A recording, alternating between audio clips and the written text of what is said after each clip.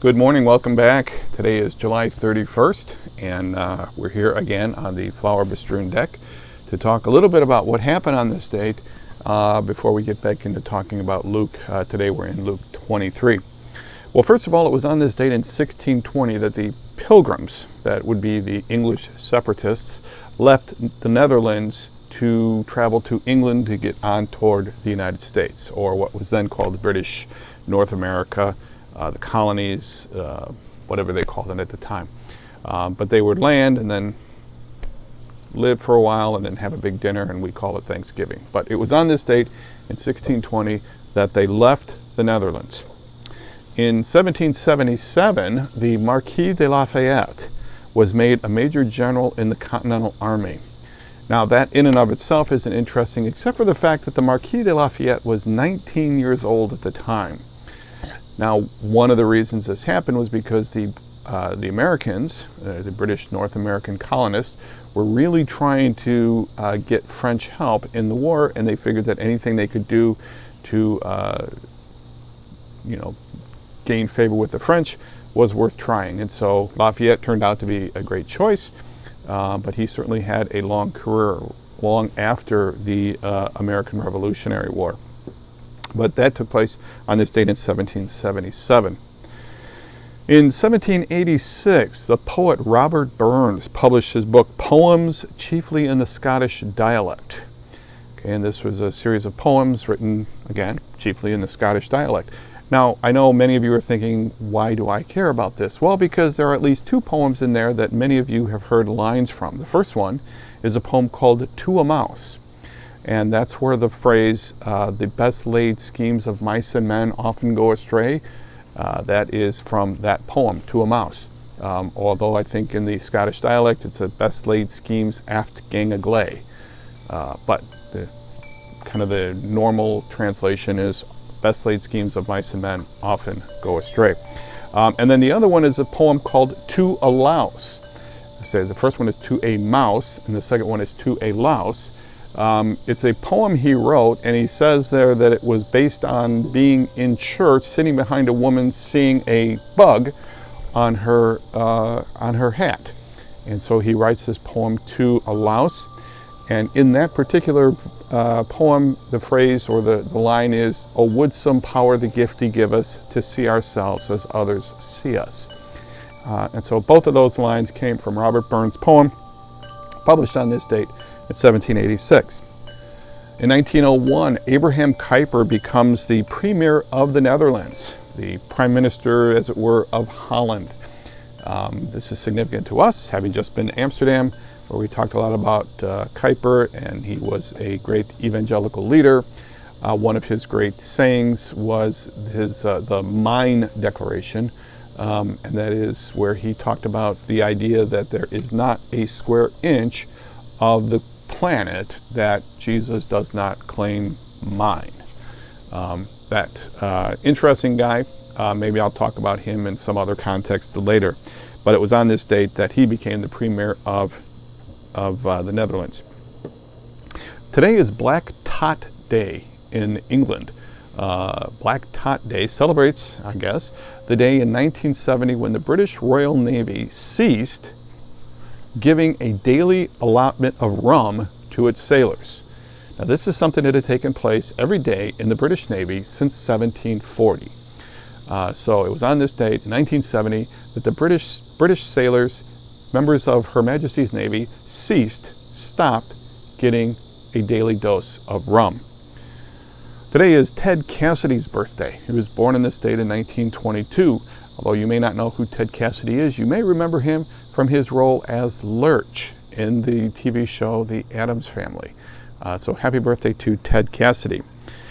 And a couple of deaths today. It was on this date in 1556 that Ignatius of Loyola died. Ignatius of Loyola, well-known Catholic leader, famous for beginning the Jesuit order. The Jesuit order, and of course for those of us who graduated from a Jesuit school, Loyola of Chicago, we of course pay attention to when these kind of dates. It was on this date in 1556 that Ignatius of Loyola died.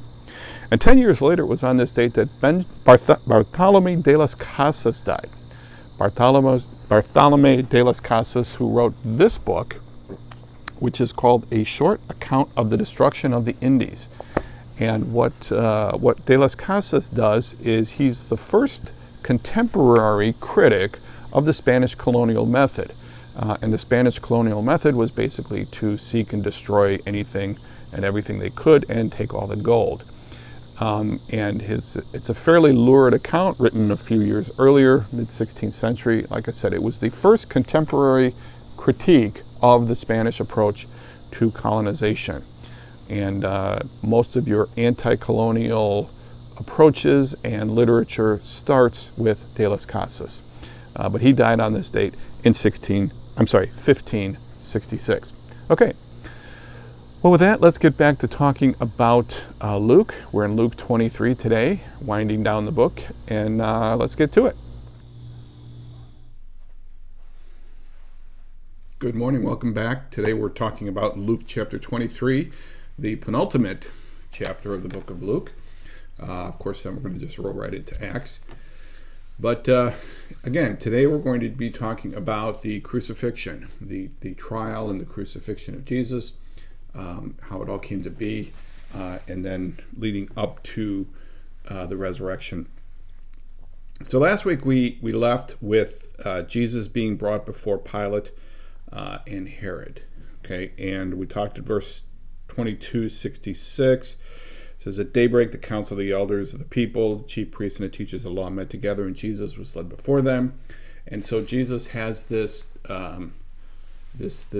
quasi trial in front of the Jewish leaders. Okay, and in chapter 23, the trial gets moved to the Roman leaders. Okay, and the assumption here and the belief is that based on that they did not have enough evidence, that the religious leaders knew that they didn't have enough evidence under Jewish law to execute Jesus under Jewish law.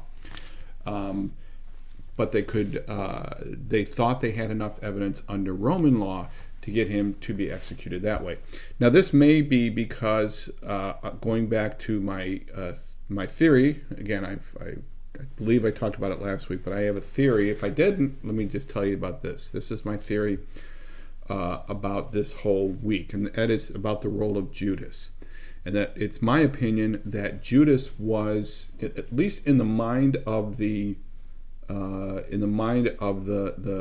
religious leaders, was going to play a much larger role than he actually did.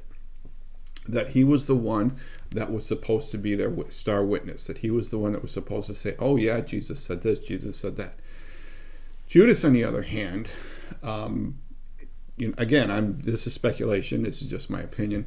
That Judas, on the other hand, may have thought that he was moving things along, that he thought that Jesus needed a push in order to get this whole kingdom thing going. Okay, Judas was clearly wrong. Judas was clearly wrong. Judas clearly betrays Jesus. There's no question about it. I'm just thinking, rather than just saying, oh, Judas just wanted 30 pieces of silver, which wasn't really that much money, we talked about, that he in fact thought he was moving things along. And then, so he had no intention of following through on any agreement that was made. He just figured that once he set the ball in motion, Jesus would make things happen, and that would be it. When things did not go the way he thought they would, he suddenly realized he'd made a big mistake. And that's where, according to other, in Acts chapter 1, we'll get to it. And then in the other gospel accounts, we talk about, or we find out that Judas actually goes out and kills himself. Okay. So clearly, if somebody who was willing to do something and take payment for it, this is not a guy who is so distraught that he's going to kill himself. Clearly, what happened to Jesus was not what he expected to happen. And so that's when he realized that he had made a big mistake. But regardless, so what happens is the Jewish leadership has put this thing into motion. And perhaps with Judas's help, they could have had enough to execute him under Jewish law, because they did. They did execute people. The Jewish leaders did execute people. But without Judas's help, they needed the Romans, and so that's perhaps what's going on. This is speculation. I just, kind of a way to explain the details as they're presented to us. But in verse 70, the Jewish leaders asked, "Are you then the Son of God?" Except it's interesting here. They say they all asked, "Are you then the Son of God?" He replied, "You say that I am." Sort of a not necessarily refusing, not necessarily agreeing. And it's enough for them. And they figure, well, what do we need more? We have heard it from his own lips. Okay, now, getting into chapter 23.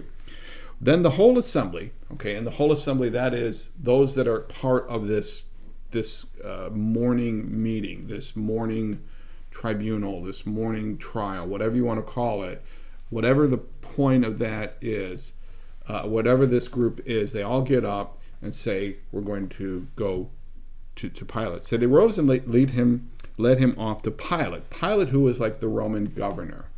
Okay, he was the guy that was in charge. And we know from Josephus and others that Pilate didn't have a great deal of love for the Jews themselves. This was a career post for him. He didn't really, just moving his way up the proverbial food chain. So these Jewish leaders who Pilate really doesn't care for, he's just kind of there, and he figures, okay, these guys have got to kind of deal with them. And they begin to accuse him, and they accuse Jesus of three things here in verse 2. And they began to accuse him, saying, "We have found this man subverting our nation. He opposes payment of taxes to Caesar, and he claims to be Messiah, a king." So there's three accusations here. Subverting the nation. And actually this word could be translated perverting the nation. Okay? Again, it's just sort of a blanket accusation. They're just throwing up, it's kind of the whole throwing mud against the wall and see what sticks. So subverting the nation, opposing payment of taxes to Caesar. Now we've talked about this, should we pay taxes to Caesar? This was one of the questions that they tried to get an answer from Jesus. And even though they knew that particular scenario, they figured, let's just go with it anyway. Let's just interpret it the way we want to and use that. And he proclaims himself to be Messiah, a king. Okay, so not necessarily the same thing, but they're explaining to Pilate that in his claiming to be Messiah, he's claiming to be a king, which of course puts him in opposition to Rome. If true, would put him in opposition to Rome. And if in opposition to Rome, then by definition in opposition to Pilate. Okay? Pilate pretty much ignores the first two for the moment, and he jumps right to the third one about being a king. He says to Jesus, so Pilate asked Jesus, "Are you the king of the Jews?" "You've said so," Jesus replied. Okay, now this is neither a yes nor no. It's just sort of a yes. He's not. It's interesting that Jesus isn't kind of rolling over here. He isn't saying anything much. We'll talk about this a little bit more when we get down to talking about Herod. But he hears this announcement, and I kind of picture, now we know from other stories, from other gospel accounts, that Pilate's wife is having dreams and all of that. But we just know from what Luke is telling us, let's just stick with the details that Luke gives us, that Pilate is not showing a lot of interest in this. Okay? That Pilate doesn't see the threat to his kingdom, to his rule, to his position from Jesus. The Pilate announced to the chief priests and the crowd, "I find no basis for a charge against this man." Okay, so again, it's interesting. This is apparently a fairly public thing. When we went to Israel, we saw one place where they said this is pretty similar to where it could have happened. Where it was a very public outdoor forum where Jesus could, this could have happened, where Pilate could have said, "So, are you the king? Are you the king of the Jews?" And he said, "Oh, yes." He said, "You said so. If you say so." I don't know. I mean, again, it's an enigmatic reply, so I don't even know how to paraphrase it.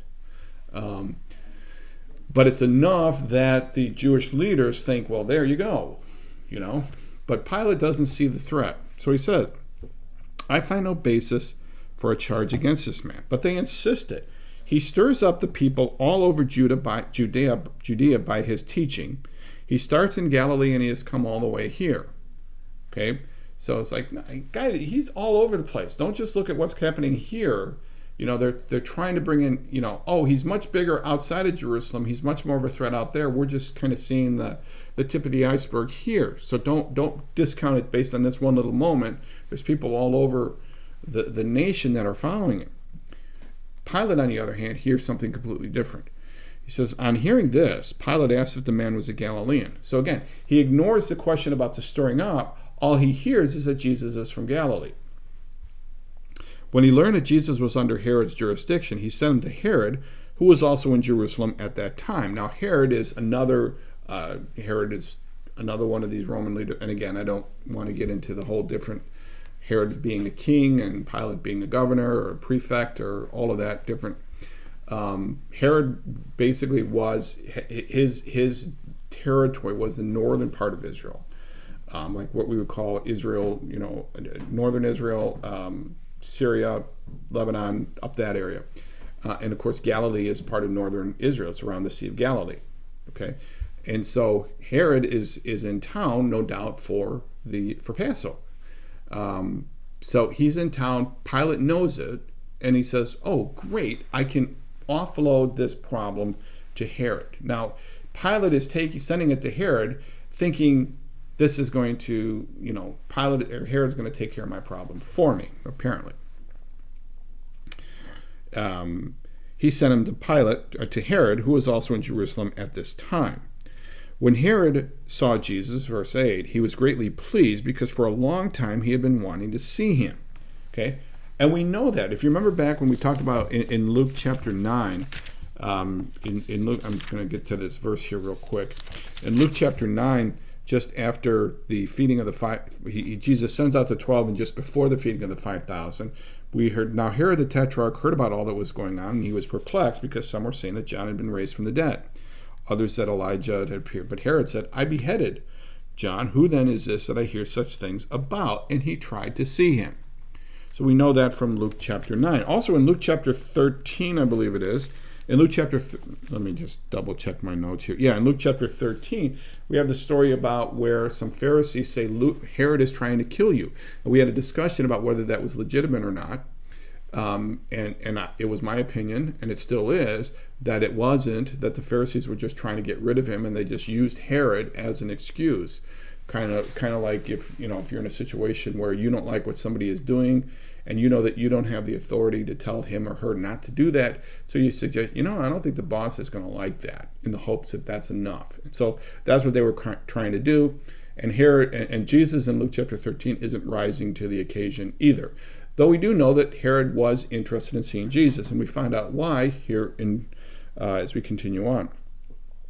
From what he had heard about him, he hoped to see him perform a sign of some sort. Okay, so Herod's hoping for a parlor trick. Herod's hoping for pull a rabbit out of a hat, turn water into wine, do one of these miracles that I've heard so much about. And Jesus is having none of it. But Jesus gave him no answer. Okay. Now that's interesting that Jesus gives him no answer for a couple of reasons. One, some look at this and see this as being a fulfillment of Isaiah 53, and it certainly is. Okay, there's no question. They plied him, but he opened not his mouth. Okay, so he gives no answer to Herod. He does give answers to Pilate, not very cooperative answers, but he does here. He's giving no answer to Herod. Now, this is also interesting because Jesus talks about in chapter 21, just 2 chapters back, if you remember, he talked about what was going to happen to the disciples, that you're going to be arrested, but don't worry about what you're going to say. I'm going to give you the words to say, and the Holy Spirit's going to give you the words to say at that point. And yet here, when Jesus is arrested, he's making no comment. Okay, why is that? Okay, well, I don't know. I mean, we're just speculating, but I think it might have to do with the fact that Jesus knew that this was a foreordained event, that this was a necessary evil that had to take place, and that making any kind of any kind of a statement or any kind of a command or doing any kind of a sign would only delay the inevitable. Okay, and that what had to happen, and so he figured, you know what, I'm going to just let it play out. if it's gone on this far, it needs to happen. Okay, so this was something that was foreordained that this was going to happen, and so Jesus is just going to say, "Let." So to me, that's my opinion. Why doesn't Jesus say anything? Because saying not anything would not have helped his case. Now, granted, Jesus is the Son of God. Jesus could have, the song, he could have called 10,000 angels. That's absolutely correct. At any moment, he could have done that. But he doesn't. And so for the same reason that he doesn't call 10,000 angels, he doesn't choose to entertain Herod with tricks, with signs, or with any answers that's going to make a difference to him. Now, that's my opinion. And again, it is a fulfillment of Isaiah 53 as well. Okay. The chief priests and the teachers of the law were standing there vehemently accusing him. Okay, vehemently accusing him.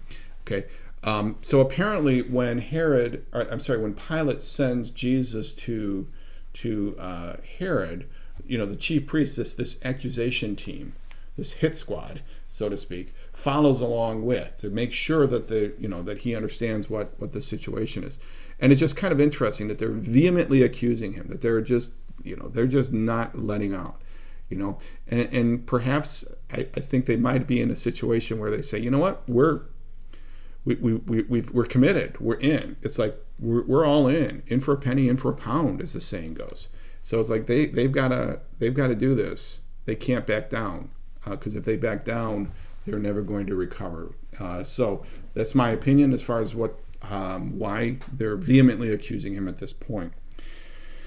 Then Herod and his soldiers ridiculed and mocked him. Dressing him in an elegant robe, they sent him back to Pilate. So Herod doesn't see anything either and just decides to have some fun with him. Okay, now the other gospel accounts have give a little more detail here. But again, Luke only points out, you know what? Pilate doesn't see anything wrong with him. Herod doesn't see anything wrong with him. He just, they're both just kind of playing around. And I think they're playing around with Jesus at the Jews' expense. Okay, they're just kind of toying with him because they're toying with the Jews, the Jewish leaders at this point. Now, what's interesting here is verse 12, and I don't really have a good explanation for this verse, but it's there nonetheless. That day, Herod and Pilate became friends. Before this, they had been enemies. Okay, so something about Pilate sending Jesus to Herod and Herod sending him back reconciled, I guess for lack of a better word, Herod and Pilate. Now, this is something that probably made a lot more sense to the original readers. Now, maybe by the time of the original readers, 20, 30 years later, when Luke is actually writing this, Pilate and Herod had been like a holy terror team on Jews, and on the Jews or on the Jewish belief or on believers. Okay, so that by that time they would have said, oh, well, this is when it started. Okay, so I don't know what it is about this transaction where Jesus goes to Herod and then Herod sends Jesus back to Pilate that makes them friends. I mean, I can speculate as far as what it is, but something about it did. Okay, maybe it's just that Herod appreciated Pilate thinking about him, knowing he'd wanted to see Jesus. And Pilate appreciating that Herod let him make the decision. I don't know. Again, that would not be that idea doesn't mesh with the idea that or contradicts the idea that Pilate is sending to Herod to get him to pass the buck. But it's speculation for both of those anyway. So all we know is as a result of this, Pilate and Herod become friends. Okay. So Jesus is back in Pilate's court.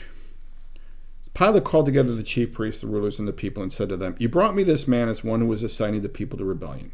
I have examined him in your presence and have found no basis for your charges against him." So this is the second time that Pilate has said this to the leaders. Okay, and here, the no basis. Maybe this was what Judas was supposed to do.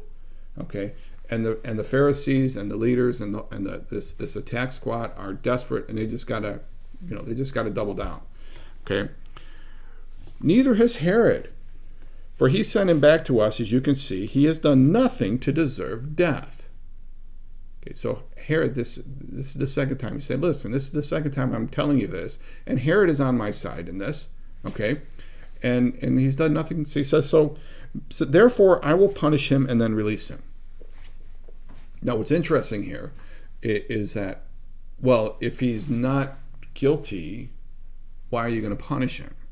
Okay, so, perhaps, again, we don't know exactly what it is, but perhaps it's that question of Pilate is going to say, listen, I'm going to punish him for accusation 1 and 2, okay, about claiming to, subverting the nation, causing trouble, and then talking about not paying taxes. Maybe that's what he's punishing him for. Maybe Pilate is going to punish him to just show the Jewish leaders, okay, I took care of this, he's had his punish, let him go. I don't know, okay? All we know is Jesus, Pilate says, listen, I'm going to punish him and then let him go. Now, if you're looking at, as we move on to verse 17, if you're looking at an NIV, you'll notice there really isn't a verse 17, okay? Verse 17 has been taken out. If you're in a King James, New King James, or any many other translations, you'll see that there is a verse 17. And verse 17, many believe, has been inserted. This is getting into the whole textual idea. And that is that in a lot of the early passages, or early manuscripts, there was a there is not a verse here, okay? In other words, it goes directly from verse 16, therefore I will punish him and release him, to verse 18, but the whole crowd shouted, away with this man, release Barabbas to us. Okay, so in the Luke account, in the oldest manuscripts, it goes, the text goes straight from, I'm going to release him, to the people crowd yelling for Barabbas. Now, in the Mark and Matthew accounts of the same thing, there's a transition paragraph, or transition phrase, transition sentence, and the transition sentence says something to the effect of, there was a tradition that they gave out, that they released a prisoner. Okay, and here and when they did the NIV, they looked at it and they said, you know what, the manuscript support for that verse is not great enough.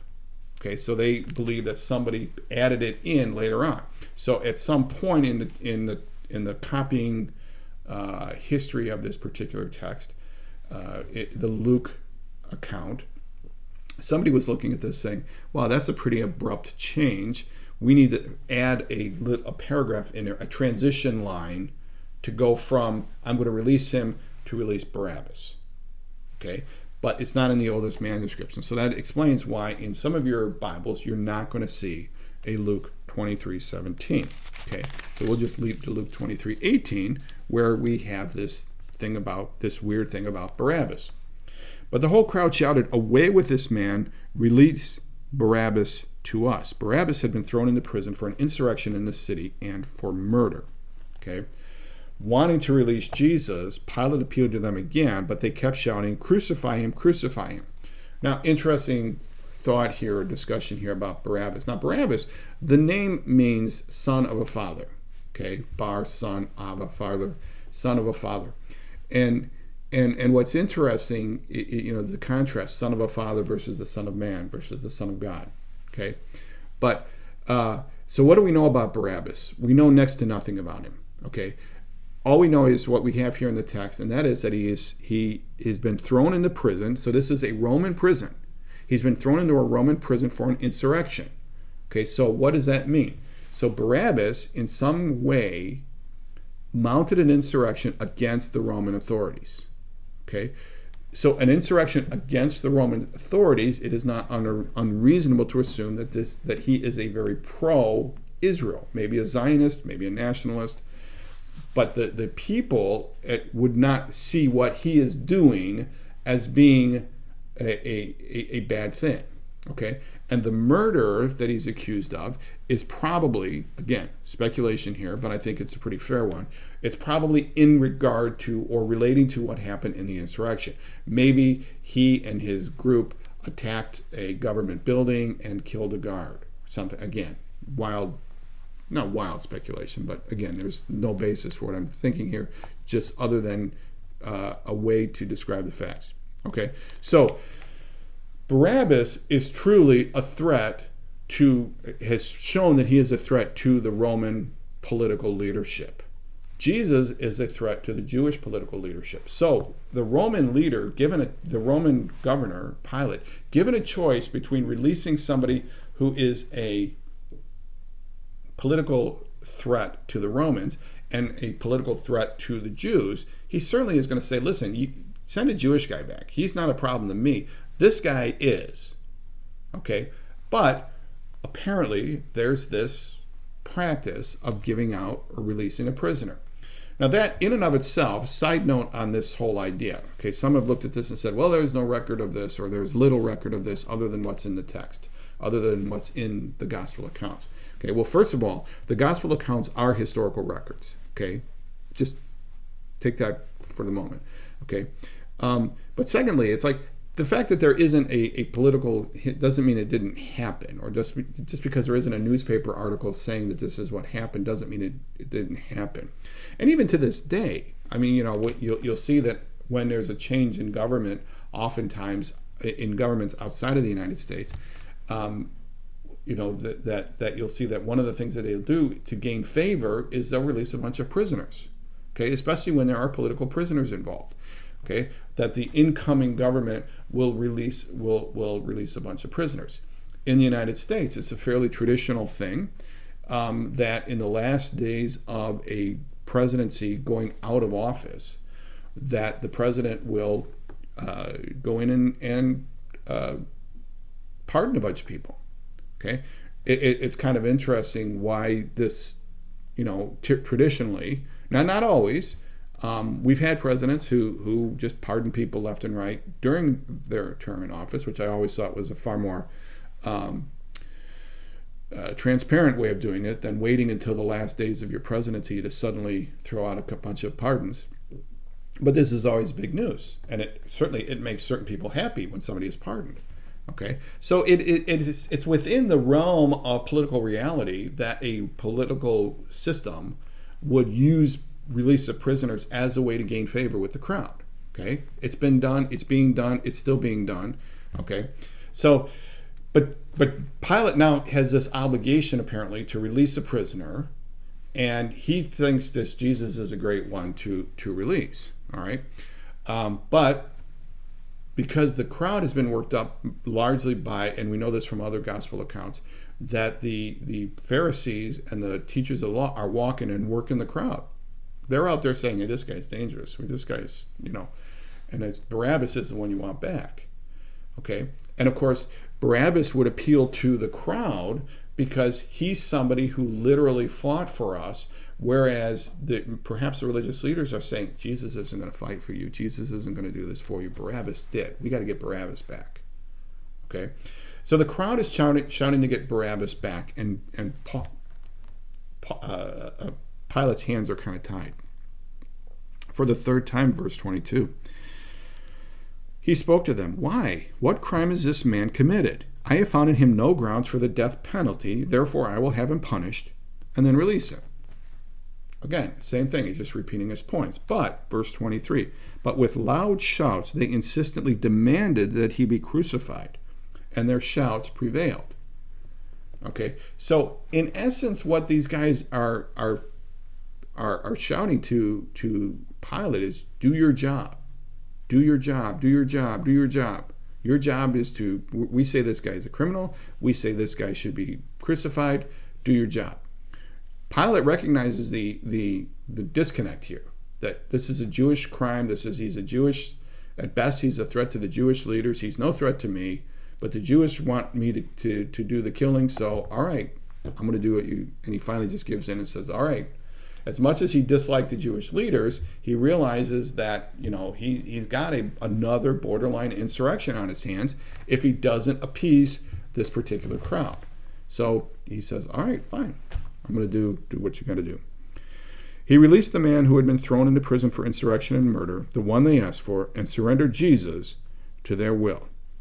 Okay. Now, side note. There's a lot of side notes in this. Okay. Side note. This idea, their will is, and I think it is the will of the people that are there. It is the will of the Jewish leaders at the time. Okay. But I don't think you can ascribe this to just an entire blanket condemnation of the Jewish nation. I say that because this and other passages has led to some basis of anti-Semitism. Okay, that is that they say, well, here it's the Jewish people killed Jesus. Well, not really. It was more the Jewish leaders at the time threatened. There was nothing endemic within Judaism that said Jesus has to die. It's these guys protecting their positions that says Jesus has to die. Okay. So he surrendered Jesus, said, okay, here you go. Take him, he told the Roman guards, all right, take him away, crucify him. Okay. As the soldiers led him away, that is Jesus, they seized Simon of Cyrene, who was on his way in from the country, and put the cross on him and made him carry it behind Jesus. All right, Simon of Cyrene. What do we know about Simon of Cyrene? Very little. We know that from the Matthew account, we know that he had two sons, Alexander and Rufus. We know that he was in the wrong place at the wrong time, or perhaps the wrong place at the right time. He just happened to be there when they were telling Jesus to carry his cross. Okay, so from what we gather from this, that there is a point, like a prison, and there was a point where the actual crucifixion took place. And crucifixion was basically, and I don't want to go into graphic detail on this, I know some people just really like this, but basically it was putting a person on a cross, which is usually a cross, an upright with a cross pin, and then the hands would be strung out, and then there would be a little stoop for the feet, so the person could sort of stand, but he would be in a very uncomfortable position, and then he would basically die of exposure, asphyxiation, any number of things. Again, loss of blood from being beaten. The hands were usually tied, were either tied or nailed, depending on the amount of cruelty involved. And again, it was a long, slow, painful, visible death. And part of the crucifixion process was that the person was to carry his or her, I suppose it could, his own cross out toward the place of crucifixion. Okay. Now, what's interesting here is there's a tradition, a minor tradition, I guess, that Jesus somehow falls while carrying the cross. Okay. There's a song, and I can't remember the name, but I just remember the one song, "The cross became so heavy, he fell beneath the load." Okay. That's not biblical. Okay. It does not say in the Bible that Jesus fell beneath the cross, that Jesus was incapable of carrying his cross. Okay. What we know is the Matthew, Mark, and Luke accounts all say the same thing, and that is that he gets from the point of the prison, that they get Simon of Cyrene to carry the cross. Now, it's apparent, it seems, apparent that Simon of Cyrene becomes somebody, I think tradition says this, becomes somebody in the church, okay? Just because he's named in these three, Matthew, Mark, and Luke accounts, okay? And then he's noted that, the Matthew account gives his sons, Alexander and Rufus, okay? So that suggests that he becomes somebody within the church. Maybe he becomes an evangelist or a preacher or a teacher or something, that they would have known who he was, okay? Rather than just a nameless, faithless guy, everybody knows who this guy is. Now, the John account just doesn't say anything about Simon of Cyrene. The John account says he was compelled to carry his own cross, all right? So the speculation is that Jesus was, based on the John account, was carrying his cross, and they said, oh, he can't do this, and therefore they called in Simon of Cyrene, that he fell, okay? Not in the text, okay? And that becomes significant to me because, and again, this is one of those things that has always bugged me, isn't the right word, but it's this image in the New Testament, especially in the gospel accounts, of carrying the cross, carrying your cross. That when Jesus tells the disciples, you need to carry your cross, kind of thing. It's like they didn't know what he was talking about because he hadn't been crucified yet. Okay, and then here, carrying your cross means, as we talked about it earlier, that means publicly bear your responsibility. And so why wasn't Jesus able to carry the cross? Well, physically, of course, he'd been beaten. We know that. He'd been tortured. We know that. So it makes perfect sense from a physical standpoint. From a theological standpoint, it's like, if the cross is the symbol of the burden, does that mean Jesus isn't able to carry it? I don't think so, and I think the way to describe that, or just if you're going to take that theological symbolic position, is to point out that the burden, the cross, the sins are not Jesus' sins. Now, when he gets on the cross itself, the sin of the world will be placed on him, but they're not his. He's not guilty. Okay? Jesus doesn't have to bear his guilt publicly because Jesus is not guilty. So why do they compel Simon of Cyrene? Well, it could be just kindness on the part of the Roman guards. Okay? We'll see later that one of the Roman guards actually realizes that this is a righteous man.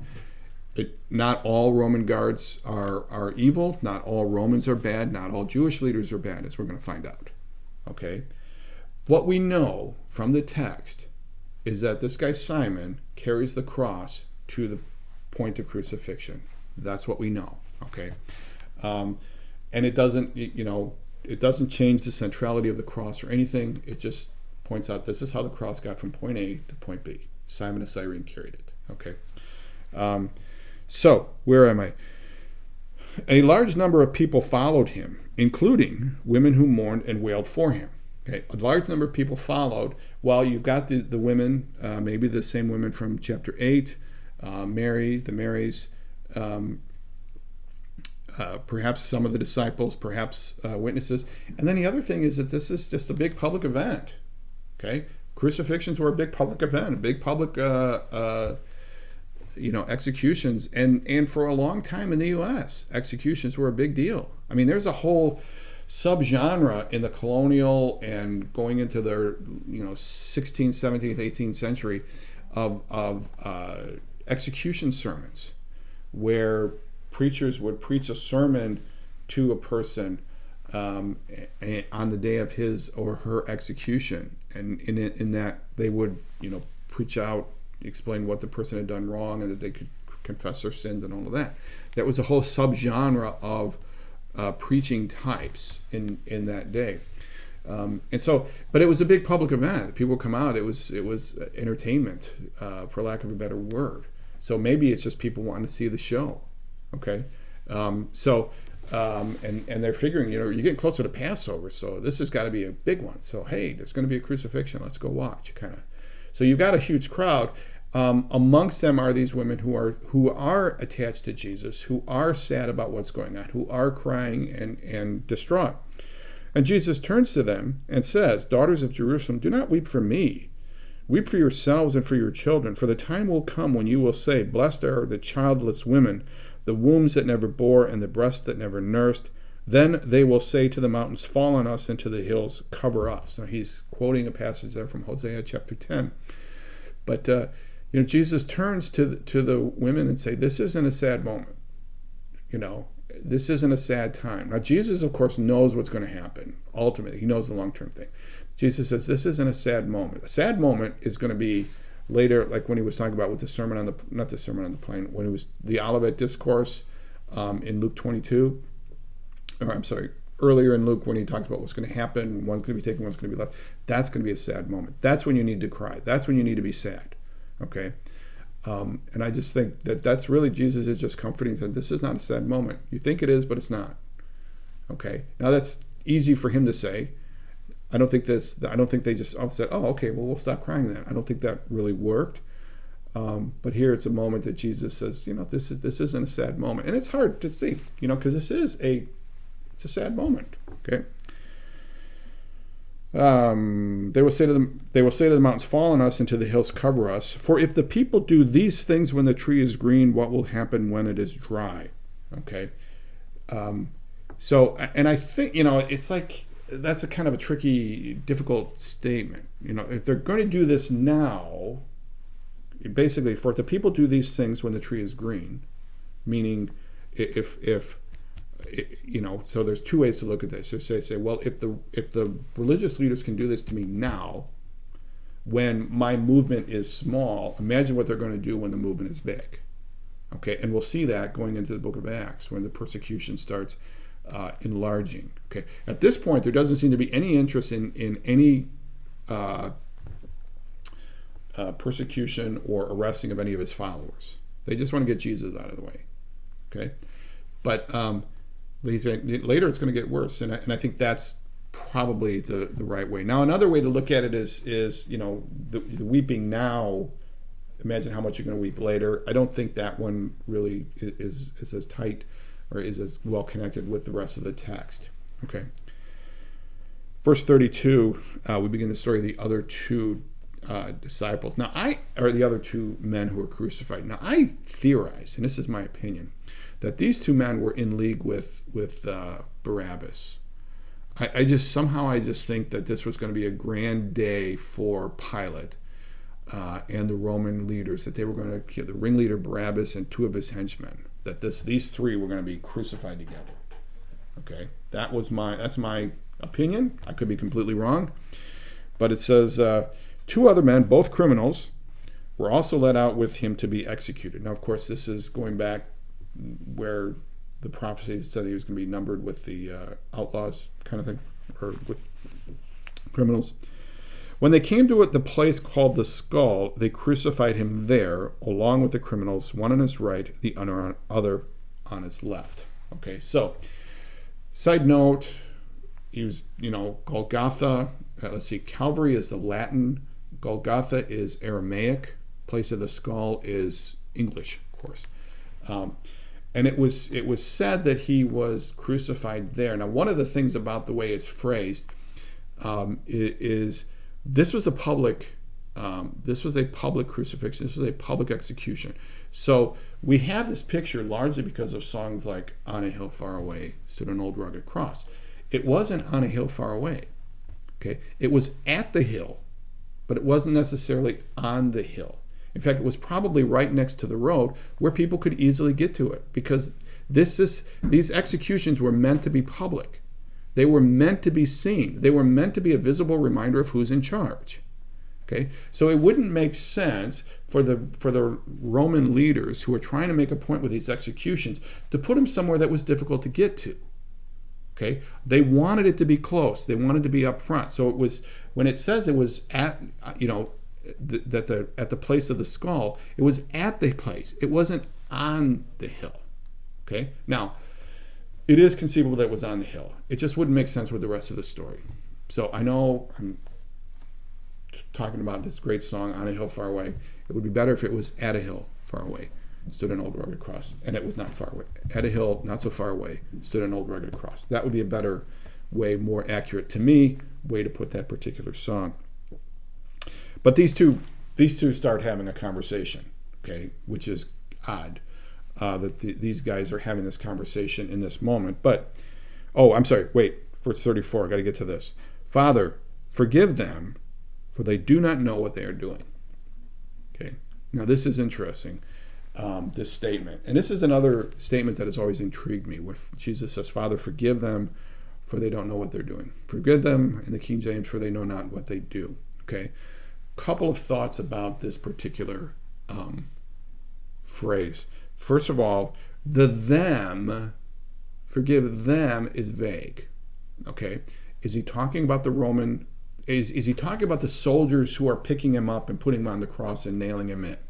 Okay, is he talking about the Jewish leaders who connived to get him there? Is he talking about the Jewish people who have been led to believe that Barabbas's efforts on behalf of the country are more significant than what Jesus' efforts on behalf of the country is? The answer is yes. It could be any one of them. Okay. Generally, we look at it and think it's the immediate people, although they're not referenced here. But the "them" is vague. Okay. The "them" is vague.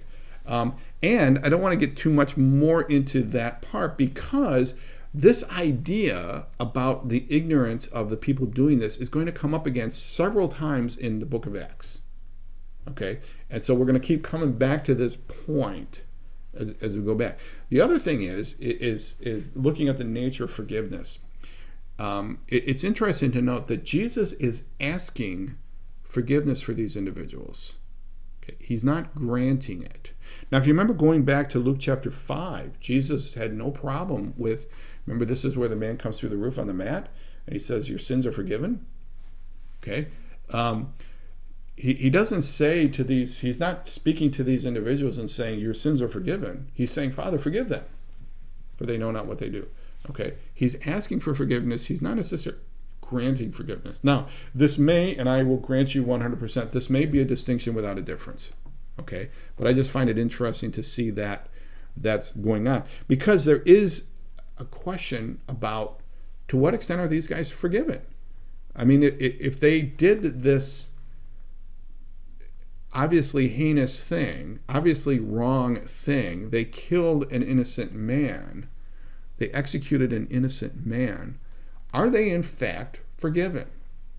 Are they not culpable because they didn't know he was an innocent? Where they were just, again, this is kind of a real interesting question to me, which kind of gets into whole kind of ethics and that kind of stuff. But it's going to come back up again. So, Father, forgive them. And I think immediately he's talking about the Roman people, but it could be, again, that's my opinion, but it's vague. It could be any number of persons. I think the Roman are the closest, and so that's what is the easiest explanation. And they divided up his clothes by casting lots. Okay, two things about this phrase. One, this is kind of a reference to a prediction in Psalm 22, where they talk about dividing up clothes and casting lots. The other thing is that there's also a textual question here, just like there's a textual question about verse 17. Yet, for this one, it's in enough of the earlier manuscripts. It's not in all of the earlier manuscripts, but it's in more earlier manuscripts than verse 17. The words that are translated into King James in verse 17 are. So here the NIV translators said, okay, we'll include this as part of the verse. But if you have a study Bible or an NIV, you'll see there's a little note there that says some early manuscripts do not have this sentence. Okay. Verse 35, the people stood watching, and the rulers even sneered at him.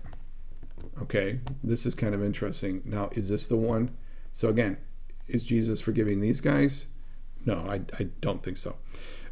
The people stood watching, and the rulers even sneered. They said, this is the ruler speaking, he saved others, let him save himself if he is God's Messiah, the chosen one. Now, this makes perfect sense if you think about it.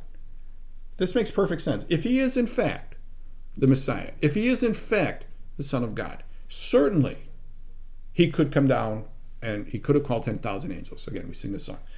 This makes perfect sense. Then why doesn't he just do that? Okay. They divided up. He saved others. Let him save himself if he is God's Messiah, the chosen one.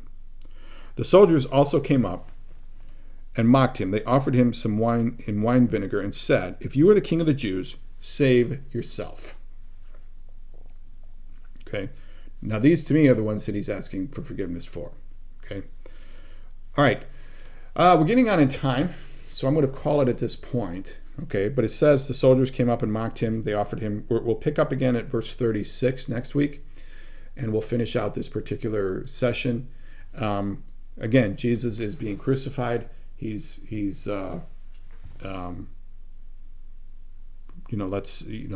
being crucified, and we'll see the end of this particular story next week. Thank you very much. Bye now.